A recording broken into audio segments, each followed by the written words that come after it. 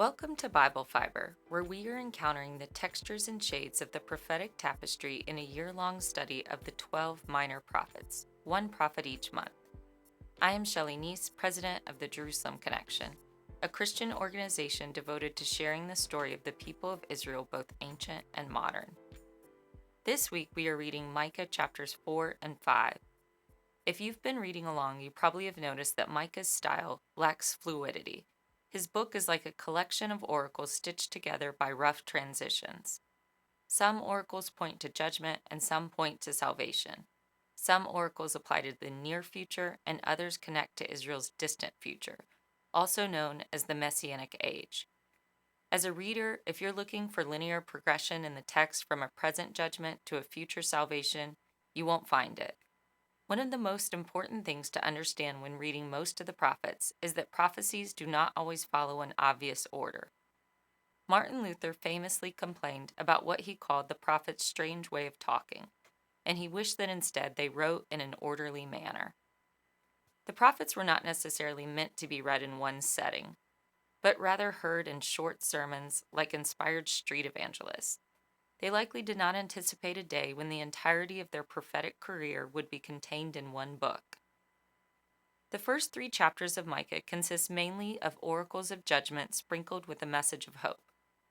In today's section, those proportions switch. Micah delivers long passages of hope sprinkled with short sections of judgment.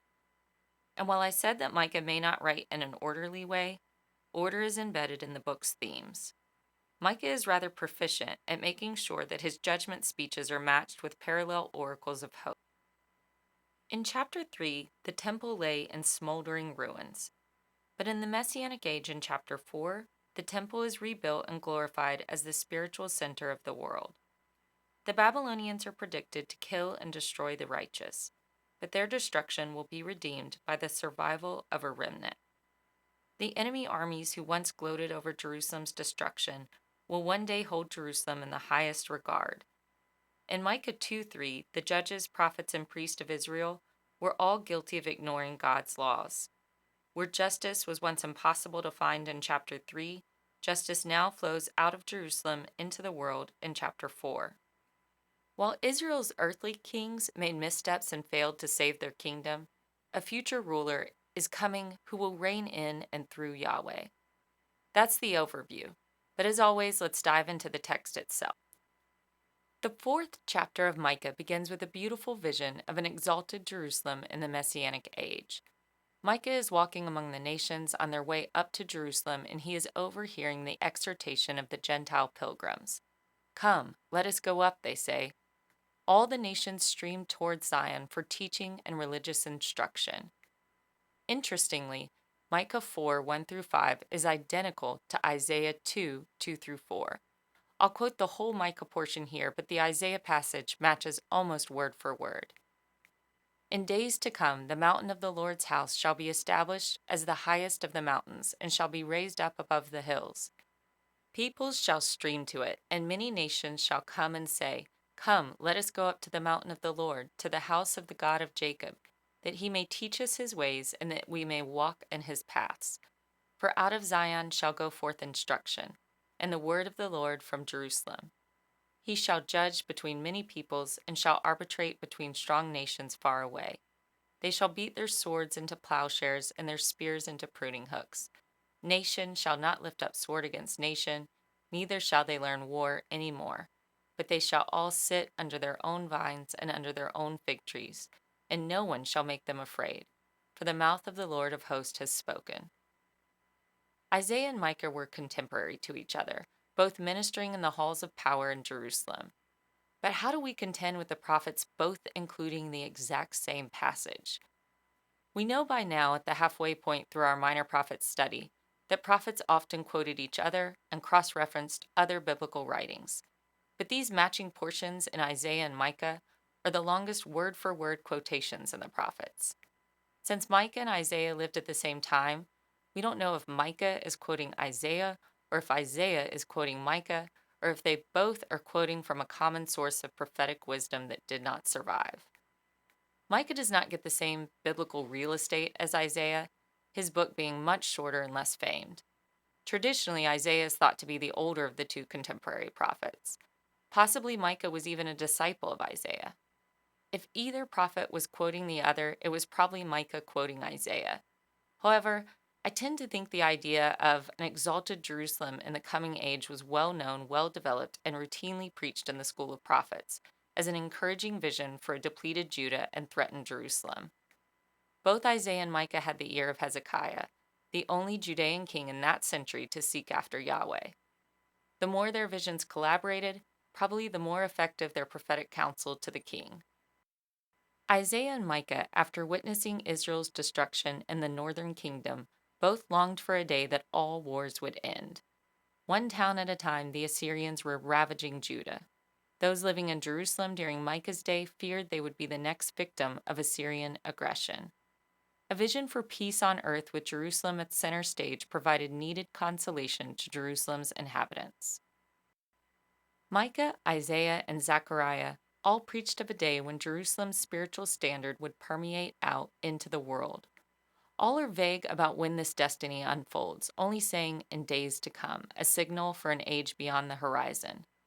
For the people of Judah, pilgrimages to Jerusalem were already a common occurrence. The Torah commanded Jews to perform sacrifices and worship in Jerusalem at least 3 times a year: Passover, Shavuot, and Sukkot. Psalms 120 to 134 are the Psalms of Ascent. They retain the traditions and atmosphere of holiness that surrounded this ritual pilgrimage. As the pilgrims left the lowlands and climbed the hills towards Jerusalem, they felt they were spiritually ascending as well. Micah paints an image of Mount Zion as the highest of the mountains and raised above the hills. In terms of actual height, Mount Zion is not at all impressive and far inferior to the northern Israel mountains or the mountain ranges of neighboring Lebanon. The prophet is describing Zion's spiritual heights and its centrality to world peace. In the ancient Near East, deities were often associated with mountaintop temples. When Micah describes Zion as higher than all the rest, he means Yahweh has the highest seat of honor. The global magnetism of Jerusalem in the Messianic age will be nothing less than the pull of Yahweh. The nations will want access to the one true God in his earthly throne room. Chapter 5 turns the history pages backwards and describes a few key events that will take place before Jerusalem's exaltation over the nations. First, a remnant of God's people will one day return to the Promised Land to restore the broken kingdom. At the time of Micah's ministry, the glory of the remnant felt very far from their current reality. Second, an appointed Messiah will be born to rule and reign in the lineage and legacy of King David. The remnant doctrine is a consistent touchpoint in all the prophetic literature. A huge blow was coming for Judah in the way of the Babylonian attack. Micah and Isaiah were the earliest prophets to foresee the rise of Babylon. In chapter 2, Micah envisioned the remnant as a unified flock of sheep, regathered and protected by God, their shepherd king. God conveys his compassion towards them in 4:6-8, acknowledging that it is indeed he who first afflicted them. He had allowed Assyria to function as the rod of his anger and club of his wrath. But it is also Yahweh who will transform his limping flock into a ruling remnant. God hates Assyria for the excessive pride they took in the ruin of his holy city, and he has laid out counterplans for a revenge attack.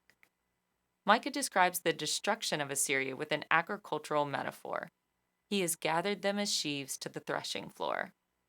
God is the author of all human history, and the Assyrians were soon destroyed just as Micah had prophesied.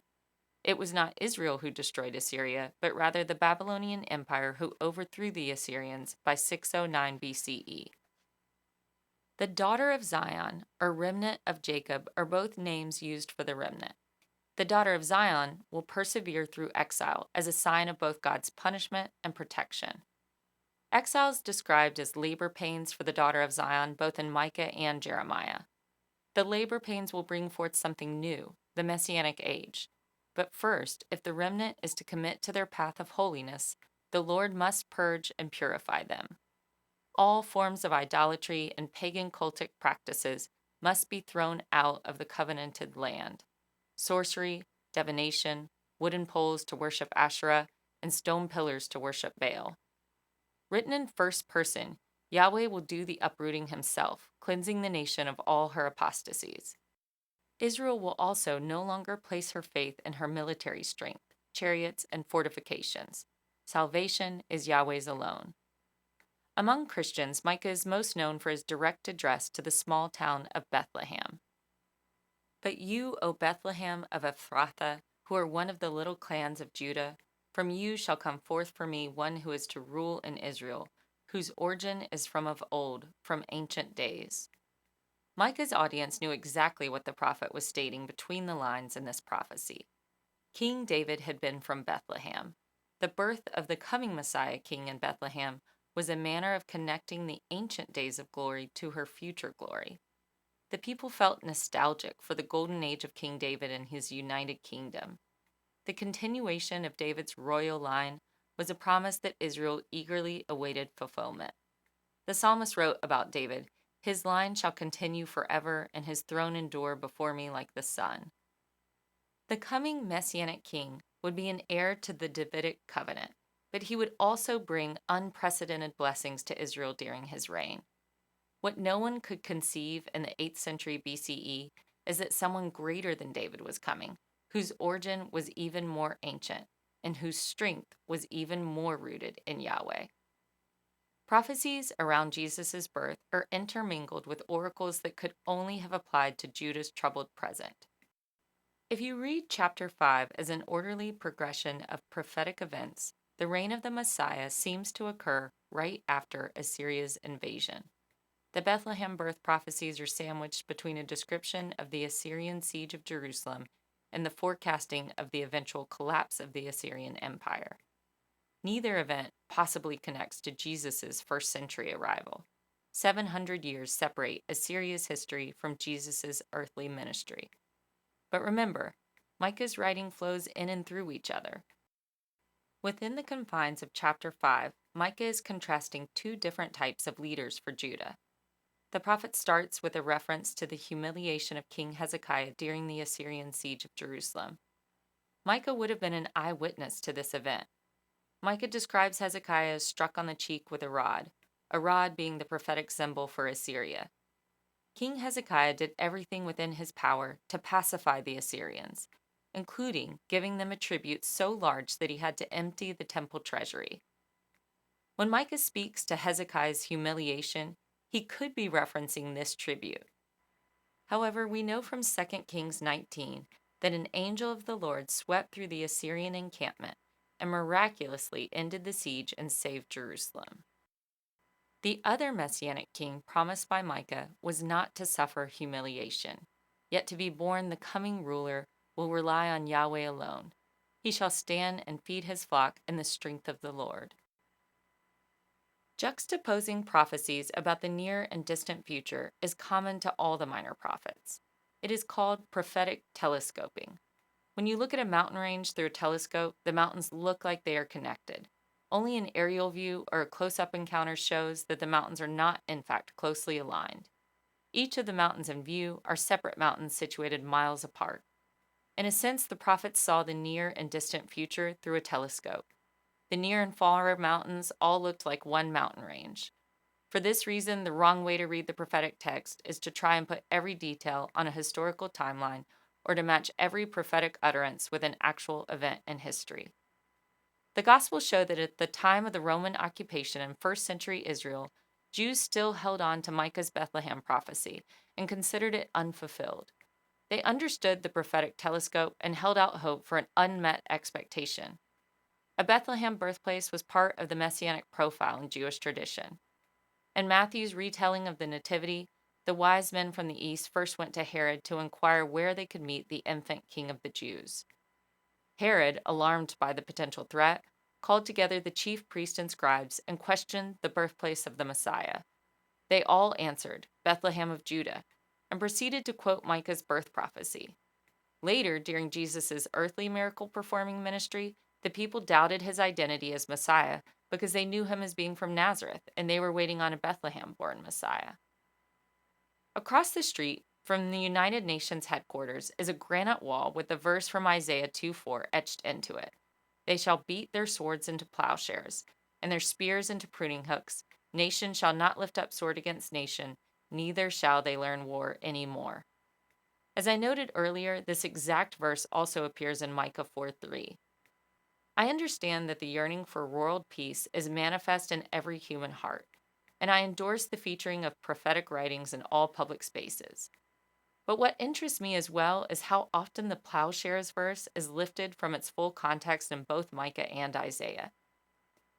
Nations will not beat their swords into plowshares until the laws of God that meant to set humanity aright again are issued forth from Jerusalem, Mount Zion. So, while the image of beating swords into plowshares is personified with an actual statue in the UN garden, nothing is said about the means to which all war can come to an end. Only when the nations are taught in His ways and walk in His paths will wars cease. For Christians, we would add that this day will only come through the recognition of the authority of Jesus when every knee bows and every tongue confesses that He is Lord. I know I preach on this a lot, but the prophets need to be read in full and on their own terms. We are only made richer knowing the context of verses we hold most dear, like the swords to plowshares and also the prophecy of the Messiah's birth. Please join me next week for Micah chapters 6 and 7 as we close out our February prophet. Also, I include all the biblical citations in the show transcript and on the blog section of Jerusalem Connection's website and in our emails. I've stopped saying them in the actual podcast recording because it's a little disruptive to read citations, but I do think it is important. I hope you check out the transcript each week for your own cross-referencing in the scriptures. Thank you for listening, and please continue to participate in this Bible reading challenge. I hope Bible Fiber can help you with your own commitment to go deeper into God's Word, especially the parts that are not as familiar. Bible Fiber is available on YouTube or wherever you listen to your podcast. Shabbat Shalom.